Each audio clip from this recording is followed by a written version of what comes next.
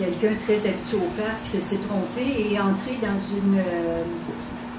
un sentier qu'on ignorait. Alors, on s'est aperçu que dans cette zone protégée, il y a eu des dommages vraiment très, très importants. Puis, c'est vraiment ça qui nous horripile, c'est cette atteinte à tout ce qui est écologique, à toute cette section protégée du parc. Alors, Michel va vous commenter les photos. C'est un milieu fermé et puis on a découvert un réseau de vélos à cet endroit-là.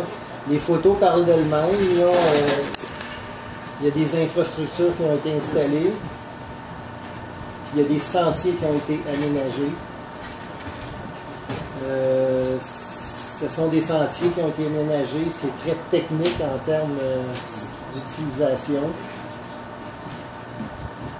Et ça a sûrement demandé la participation de en fait, sûrement un groupe, là, mais plus qu'une personne, parce que nous qui sommes habitués avec des aménagements, c'est important ce qui a été fait. Celle-ci, exemple, parce que celle-là, on l'a sélectionné.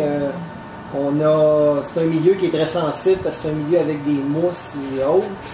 Et on décalote à ce moment-là, on enlève tout l'humus pour soit rejoindre le sol minéral, ou dans ce cas-ci, c'est la pierre, la roche-mère, pour être capable d'utiliser au maximum de l'endroit. Ça, c'était complètement recouvert. C'est un milieu qui avait aucun aménagement puis aucune intrusion, là, alors qu'on se retrouve avec ce genre de sentier-là. Ici, on a le même concept. Il faut s'imaginer qu'à cet endroit-là, c'était une forêt. Et c'est un milieu qui est intègre. Maintenant, on se retrouve avec des sentiers comme ça. On a aussi, on a même récupéré un point de vue, même des sentiers. Là, on a un peu une représentation du niveau de difficulté. Là, c'est assez impressionnant. Il y a eu de la coupe d'arbres, bien sûr.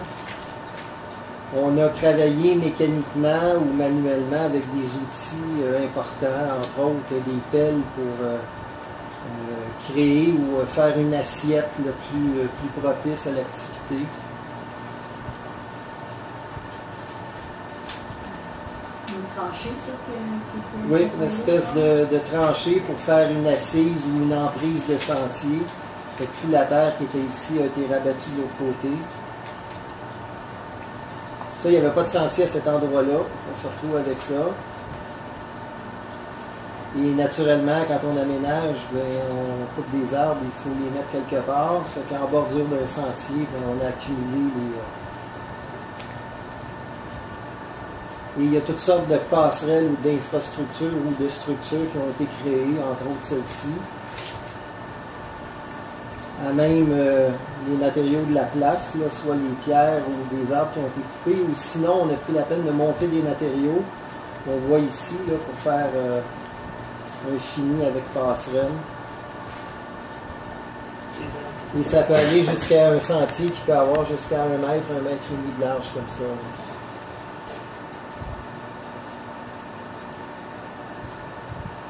Ici, là, il y a eu un travail de balisage qui a été fait pour déterminer quel serait l'endroit propice.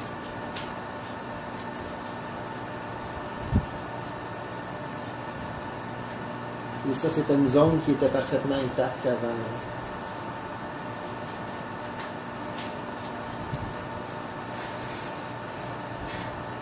On a pris la peine de déplacer des grosses pierres là, pour faire un passage ici. Et à plusieurs endroits, il y a des infrastructures comme ça là, aménagées sur place.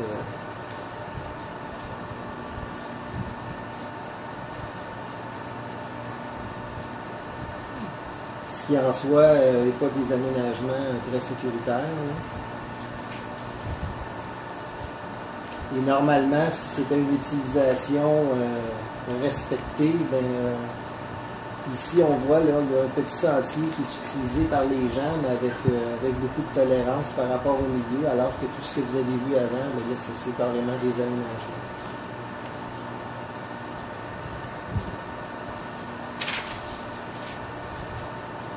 Et dans cette forêt-là, ben, il y a des peuplements, il y a un peuplement intéressant, entre autres une chalet.